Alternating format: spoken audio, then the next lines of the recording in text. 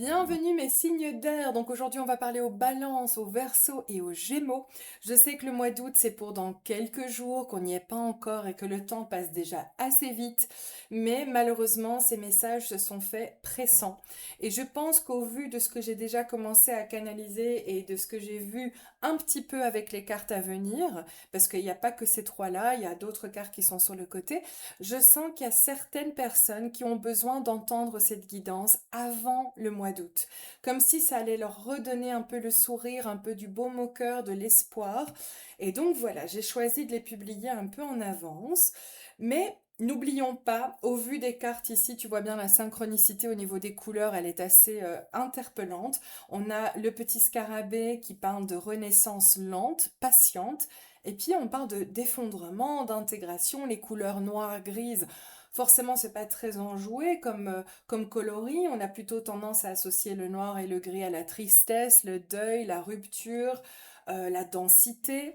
Et pour moi ici, en fonction évidemment de ce que tu traverses, parce qu'il faut pas oublier que c'est une guidance pour le collectif, donc ne prenez que ce qui résonne avec vous et de grâce, vous laissez le reste. En tout cas, on me parle éventuellement d'une tristesse ou d'un sentiment d'impuissance.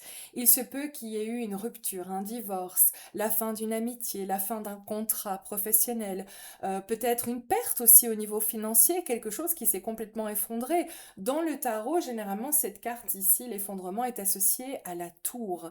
La tour, elle ne fait pas de cadeau sur le moment. Elle s'écroule point barre. Et c'est à nous de voir le cadeau déguisé et la bénédiction cachée derrière cet effondrement-là, parce qu'on va pouvoir justement rebâtir sur base de nos propres fondations, quelque chose de plus solide, de plus porteur pour nous. Mais quand la tour, elle s'effondre, il faut pas se leurrer, c'est une situation qui est dure à vivre, qui est difficile à gérer émotionnellement, pardon, et qui met notre système nerveux en PLS. Donc il y a peut-être eu une situation effectivement qui te maintient recroquevillé dans une certaine douleur, une certaine émotion, et tu as du mal à en sortir.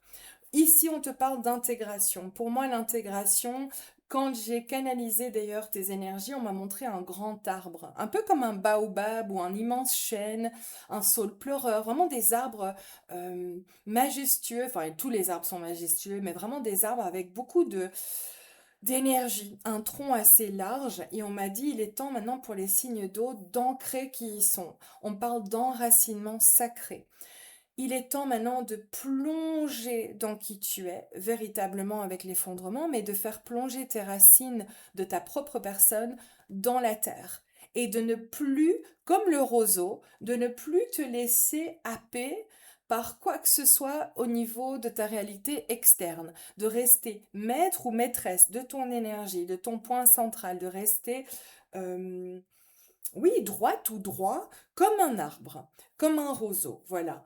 Et de justement essayer d'enraciner qui tu es, mais la véritable toi, ou le véritable toi. Parce que quand on parle d'intégration, on parle aussi pour moi d'identité. Donc il se peut que pour le moment, il y a effectivement une fin qui vient te confronter par rapport à la vraie toi. Est-ce que c'est vraiment toi? Est-ce que c'est vraiment la la vraie personne que tu es en amour? Est-ce que c'est vraiment toi au niveau professionnel? Est-ce que c'est vraiment la vie à laquelle tu aspires véritablement? Il y a un réalignement, il y a une recalibration qui est en train de se faire. Pour moi, le mois d'août, c'est bizarre parce qu'il y a une synchronicité quand même avec les signes d'eau que j'ai fait juste avant vous, où on parlait de tournant décisif au mois d'août. Et j'ai l'impression ici que pour les signes d'air, c'est pas mieux. Il y a pour moi l'éclosion. Il y a une éclosion qui se fait dans beaucoup de fragilité, mais aussi dans beaucoup de puissance. Pas de boue, pas de lotus, hein. Donc, c'est comme si toute cette boue, cette gadoue dans laquelle vous êtes peut-être encore actuellement, ou vous êtes en train de quitter cette situation-là, eh bien, on vous dit que ne t'inquiète pas, ça va porter ses fruits, il va pouvoir y avoir l'éclosion, l'émergence de ce fameux lotus. Pour moi, la renaissance, elle est bel et bien actée. Pour chacun d'entre vous, pour moi, vous êtes tous en train de vivre une renaissance à votre manière, à votre rythme. Mais qui parle de renaissance parle aussi de retirer des anciennes couches, des anciennes peaux, tout ce qui n'est plus nous. C'est pour ça que je parle d'identité. Qui es-tu véritablement? Quand tu te regardes dans le miroir, est-ce que c'est vraiment toi? La manière dont tu te comportes, la manière dont tu envisages les relations, la manière dont tu éduques tes enfants, la manière dont tu te regardes dans le miroir au niveau physique, quand tu contemples ton temple sacré, quand tu contemples ton corps, est-ce que c'est vraiment à travers ton propre filtre ou est-ce que c'est éventuellement les critiques intérieures de ta mère, de ton père, de tes frères et sœurs? Peut-être en grandissant, il y a eu des amis qui ont été harceleurs, peut-être que c'est encore leurs propres mots que tu as en toi. Ici, il y a un nettoyage. On est en train de réintégrer des parts de toi. Tu récupères des parts de toi. C'est pas rien, les signes d'air. Je ne sais vraiment pas ce qui se passe.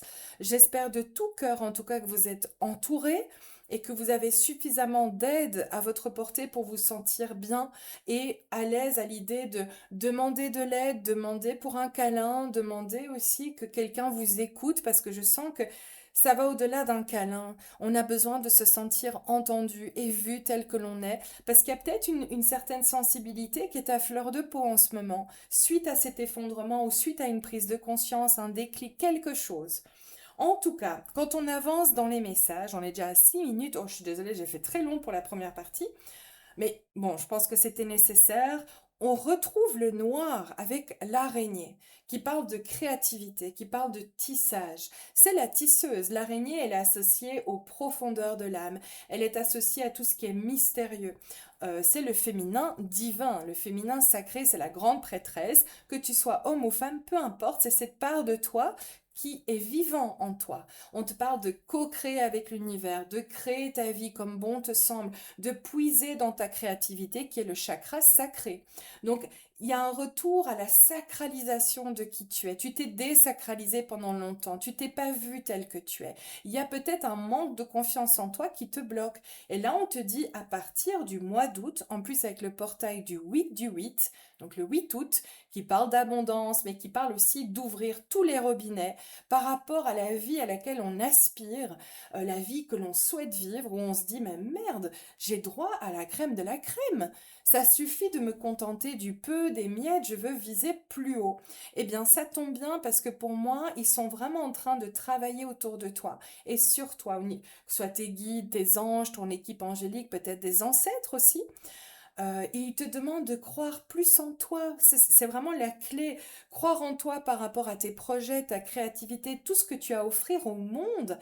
Et écoute cette petite voix qui vient tisser, si tu veux, au gré des fils, la tapisserie de ta vie. Oh là là, j'ai fait des belles métaphores, là, je suis en mode poète, je reprends, mais de t'écouter, c'est cette petite voix qui est en train de dicter la suite de ton cheminement. Pour moi, redevenir la créatrice de ta vie, c'est pas rien. N'oublions pas que la réalité extérieure n'est que le reflet de l'intérieur. Donc pour moi, tu as maintenant cette capacité de tisser autre chose dans ta vie, dans ta routine, pour tes projets, pour ta destinée, mais on te demande d'avoir confiance en toi et surtout d'honorer tes ressentis, tes intuitions. Peut-être que tu doutes encore fort de toi. Moi, je sens doute, vulnérabilité. On n'ose pas trop. On se sent encore un petit peu indigne quelque part. Et là, on te dit de donner vie à tes projets, à ta créativité. Transmission, pour moi, dans cette carte, je le sens comme étant ça peut te parler dans les deux sens, comme peut-être que un des deux sens va te parler plus. Transmission, pour moi, c'est plutôt un don, une capacité qui t'a été offert, entre guillemets, n'est-ce pas? Mais qui t'a été transmis par ta lignée, par peut-être ta mère, ta grand-mère, une grande-tante. On parle quand même du féminin ici, mais de nouveau, que tu sois un homme ou une femme, peu importe, à toi de l'adapter. Il y a quelque chose de cet ordre-là. Avec la baleine, on est de nouveau dans les profondeurs. J'avais jamais vu cette baleine, tiens, c'est marrant. Je la vois qu'avec vous aujourd'hui. Pourtant, ces cartes sont très vieilles, je les ai depuis des années. Euh, Intéressant. La baleine, elle nous demande à plonger justement dans nos profondeurs, un peu comme dans cette carte-là. Ça parle de remuer les émotions les plus à vif, mais qui ont été enfouies, ravalées, dissimulées, sous une chape de protection, parce qu'on a tellement peur de les faire jaillir, on a peur de les exprimer. Ici, il y a un don à exprimer, il y a une capacité que tu as, un talent. On te demande de le transmettre au monde. Tu as quelque chose à partager au monde. Ou alors, c'est quelqu'un ou quelque chose ici qui, pour moi, a pu te transmettre ce don, mais il y a quelque chose qui est bloqué. Ça a pu être par rapport à un karma passé, par rapport à un blocage que cette personne de ta lignée a pu vivre, et ce qui t'empêche, si tu veux, d'être pleinement dans la réalité que tu souhaites vivre. Donc ça peut être un petit nœud karmique, ça peut être une peur, des doutes, ça peut être ta grand-mère qui t'a transmis quelque chose sans t'en rendre compte, au niveau charge karmique et transgénérationnelle qui te bloque un petit peu. Donc si ça te parle, n'hésite pas à creuser, n'essaye pas, enfin essaye peut-être de voir qu'est-ce qui pourrait te freiner encore par rapport à tes projets, par rapport au fait de mériter plus, de viser plus haut, de prendre ta place et d'oser briller tel que tu es. Peut-être que ta grand-mère n'a pas pu faire ce que toi tu es en train de faire ou ce à quoi tu aspires à faire. Peut-être que justement il y a une loyauté par rapport à cette personne, à toi de voir ou par rapport à ta mère.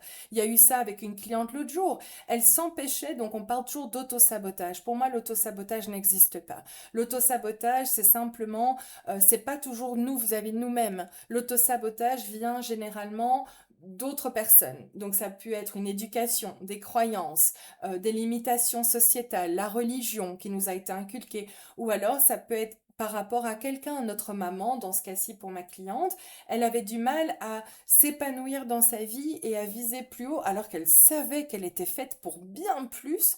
Parce qu'elle s'est dit, ma mère n'a été que mère au foyer, elle en a souffert toute sa vie, parce qu'elle n'a jamais été reconnue, elle n'a jamais pu faire les projets qu'elle aurait voulu faire, elle n'a pas été vraiment au cœur même de sa propre vie, elle a tout donné pour ses enfants et son mari, et finalement, bah voilà, elle y avait un peu d'envie, de jalousie, mais sain, de la part de sa maman, et du coup, inconsciemment, elle se bloquait pour pas trop déranger sa mère. Donc tu vois, je m'égare un petit peu, mais il y a quelque chose de cet ordre-là. On passe ensuite justement à l'action. On te demande maintenant de sortir de cet état de recroquevillement, de doute, d'incertitude, de pessimisme. Je n'ose pas me déployer. Et tandis que là, on dit, mais non, maintenant ça suffit. On a compris que c'est pas facile, mais il est temps de passer à l'action, de publier ton contenu. Il est temps de te montrer face caméra. C'est valable pour moi aussi, hein, donc voilà. Mais de passer vraiment à la prochaine étape. Est-ce que c'est s'inscrire à un cours de danse? Est-ce que c'est s'inscrire à quelque chose qui est un peu controversé? Est-ce que c'est enfin te choisir, enfin te mettre en priorité? Enfin peut-être honorer qui tu es dans ton identité sexuelle, ton orientation sexuelle, dans ce que tu as envie de, de mettre en place dans ta vie. Moi, je sens quelqu'un qui a envie de bouger, qui en a marre en fait de rester et de faire du surplace. Je sens quelqu'un qui a envie d'expandre, de s'expandre lui-même, mais aussi d'expandre ses horizons, d'aller maintenant faire quelque chose de différent, de nouveau, ne fût-ce qu'un petit temps, mais de tester à quelque chose de différent. Pour ton mois d'août, et c'est ça que j'aimais beaucoup avec ce mois-ci pour toi, attends, j'essaie de prendre les cartes dans le bon ordre. Ah, attends, peut-être que je devrais te montrer ça. Oui, je vais un peu trop vite. On a la carte du lâcher prise avec le passé à l'action. Je l'aime beaucoup parce que elles me font penser quand même de nouveau à cette notion de lâcher maintenant ce qui t'empêche d'avancer. Je te parlais au tout début de ta guidance d'anciennes couches, d'anciennes peaux avec le scarabée et le scarabée qui renaît. Et là, on te demande de lâcher, de revenir un peu à une remise à zéro, une mise à nu de qui tu es. Tu lâches toutes ces petites parts d'identité qui ne sont plus toi, qui ne sont pas toi, et d'oser maintenant lâcher les rênes et de briller tel que tu es, tout simplement. Pour moi, ici, si tu souhaites en tout cas que je te le lise, je lâche prise sur les événements que je rencontre et je surmonte les épreuves avec beaucoup plus de facilité. Il y a une aisance qui revient au mois d'août, il y a quelque chose qui se débloque, mais on te demande maintenant de débloquer ça toi-même et de passer à l'action, d'oser récupérer ces parts de toi. Et avec l'hirondelle ici, et puis la mésange, il y a cette idée de petit oiseau, donc il y a un retour à l'enfance, à la petite fille intérieure, l'enfant intérieur, peu importe. Mais de nouveau, le lâcher prise. Tu reviens dans un état de spontanéité, de reconnexion à l'instant présent, au petit bonheur simple. Donc pour moi, le mois d'août, il y a quand même deux énergies. Il y a une danse entre quelque chose d'assez sombre où on vient plonger dans qui on est, on retire, on coupe aussi énergie, avec tout ce qui nous draine. On retire ces vieilles couches, ces vieilles peaux, mais on se reconnecte au soleil, à la joie, au petit plaisir, et surtout, on lâche prise et on retrouve notre spontanéité. Pardon, j'arrive pas à parler pour vous les signes d'air. Je suis désolée. J'ai vraiment l'impression que au niveau de la bouche, j'ai tellement de choses à dire, à exprimer, mais que il y a trop de salive, comme s'il y a quelque chose qui m'empêche de nouveau cette notion d'auto-sabotage ou d'empêchement, de frein. Ouais, d'ailleurs, je vais boire un petit coup.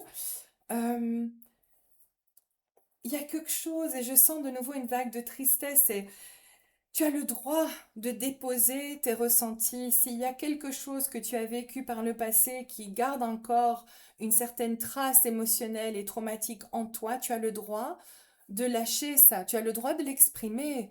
Tu as le droit, même si ça fait 20 ans, 30 ans, 40 ans, 10 ans, 5 ans, 2 ans, peu importe, je sens vraiment ici, on te demande de lâcher aussi au niveau des émotions, au niveau de la gorge. Euh, ouais, voilà, pardon, j'avais besoin de boire. Donc il y a quelque chose maintenant à fluidifier, hein, clairement, dans ton expression, de peut-être transmettre. Oh là là, flûte. Il y a les cartes qui sont tombées, décidément. Il y a trop d'interférences comme ça, c'est ça qui est bizarre. Comme si justement tu savais, tu veux retrouver cette aisance, mais qu'il y a constamment des énergies un peu de l'extérieur qui viennent t'influencer, qui t'empêchent d'être pleinement toi dans cette mise à nu. Je vais les prendre après, ne t'inquiète pas. Je te laisse avec déjà ces deux cartes-là, qui parlent de l'instant présent, qui parlent du moment dans lequel tu es, là, maintenant. Ça revient avec aussi la petite mésange, hein. On est dans l'idée de la spontanéité, du lâcher-prise. La mésange, elle est vraiment reconnectée au moment présent. Il y a le côté carpe diem qui ressort ici. On savoure un thé, on n'est pas sur son téléphone, on fait une chose à la fois. Donc pour moi, le mois d'été risque, ou en tout cas le mois d'août plutôt, il te reconnecte à qui tu es, il te reconnecte dans quelque chose de doux, de fluide, de beaucoup plus aisé, de beaucoup plus facile et simple, et que tu sors enfin de cette pénombre. On va terminer avec ces deux magnifiques cartes qui pour moi complètent ton tirage avec quelque chose d'assez favorable de nouveau. On te parle de commitment en anglais. Le commitment, c'est quand on se dévoue, c'est la dévotion à soi-même. You commit to something. Ça veut dire je me dévoue, je me dédie à quelque chose. Et là, pour moi, le quelque chose, c'est pas forcément un projet, c'est toi. Je me dévoue maintenant à moi-même. Je suis dans la dévotion de qui je suis. Dans tout ce parcours que j'ai pu vivre, les montagnes, elles sont derrière moi. Et même s'il y en a encore devant moi, il n'y a aucun souci. I've got this. Je suis fière de moi. J'ai tout en moi pour y arriver. Et cette femme, si tu regardes, elle n'est pas dans le défaitisme. Elle n'est pas fatiguée. Au contraire, elle rayonne pour moi de... D'ailleurs, elle a une sacoche. Je regarde ici. Elle est libre. Pour moi, elle est libre et libérée. Les nuages laissent transparaître justement beaucoup plus de lumière. C'est une femme qui, allez-y, j'ose enfin me déployer et go, go, go, quoi. Je suis prête à vivre ma vie, mais je me dévoue et je me choisis. Et j'ai moi en ligne de mire, voilà, j'ai ma propre personne en ligne de mire. Je le fais pour ma petite fille intérieure, mon enfant intérieur, mais je le fais aussi pour la femme que je suis et que je me donne enfin la permission d'être et d'incarner. La sororité, donc de nouveau, que ce soit homme ou femme, peu importe, mais il y a des nouvelles amitiés, il y a quelque chose de l'ordre de la tribu, de nouvelles rencontres aussi, il y a beaucoup plus de partage. Donc le mois d'août, pour moi, oui, c'est synonyme de partage, de festivité, c'est l'été. En plus, le mois d'août, c'est un mois où généralement il y a plein de choses, que ce soit en ville, que ce soit même dans les campagnes. On a tendance à mettre en place plein d'initiatives assez chouettes. Mais au-delà de ça, pour moi, la sororité, ça peut parler d'une reconnexion à ton féminin, que tu sois homme ou femme, je répète. Mais c'est aussi la sororité dans le sens où je peux m'ouvrir enfin à d'autres. Je n'ai plus besoin de porter seule tout ce bagage. Oui, j'ai été seule jusqu'à maintenant, mais je m'ouvre littéralement à plus de monde, à plus de partage, à la sororité, la communauté, où enfin je me sens soutenue et épaulée, décidément, et de nouvelles amitiés, de nouvelles rencontres arrivent. Donc un mois d'août qui risque d'être assez important quand même au niveau de prise de conscience, dépouillement, la renaissance que tu es en train de vivre. ose faire un coup de balai, ma belle ou mon beau, dans ta vie, parce que je sens ici le dernier message pour clôturer ta guidance. On me dit, n'hésite pas à trier des choses du passé. N'hésite pas aussi, quand tu vas retirer ces dernières couches, de trier donc des objets, mais aussi des relations, des personnes de ta vie. Il y a des choses qui n'ont plus lieu d'être. Il faut un peu dépoussiérer. Tu vois, je suis en train de faire ça avec mes mains parce que je sens qu'il y a eu trop d'interférences. Donc, on parle vraiment de cette protection de ta bulle ici, le chakra racine. Ah, bah d'ailleurs, j'avais oublié de le montrer. Tu es en train de vraiment enraciner qui tu es. Mais quand tu es ancré, il n'y a pas autant d'influence possible. Parce que tu es le baobab, tu es le chêne, tu es le saule pleureur. Oui, tu bouges un petit peu. Mais tu es maître et maîtresse de ton énergie, de tes sentiments, de ton système nerveux, puisque tu es de retour dans ton axe. Donc, tout le meilleur, en tout cas, si tu souhaites approfondir et peut-être prendre une guidance personnelle ou personnalisée, eh bien, tu n'hésites pas. Tous les détails sont en barre d'infos sous cette vidéo. Et si c'est pour se retrouver pour un autre moment, ça me ferait tout autant plaisir. À bientôt, prends bien soin de toi et un excellent mois d'août. Ciao, ciao!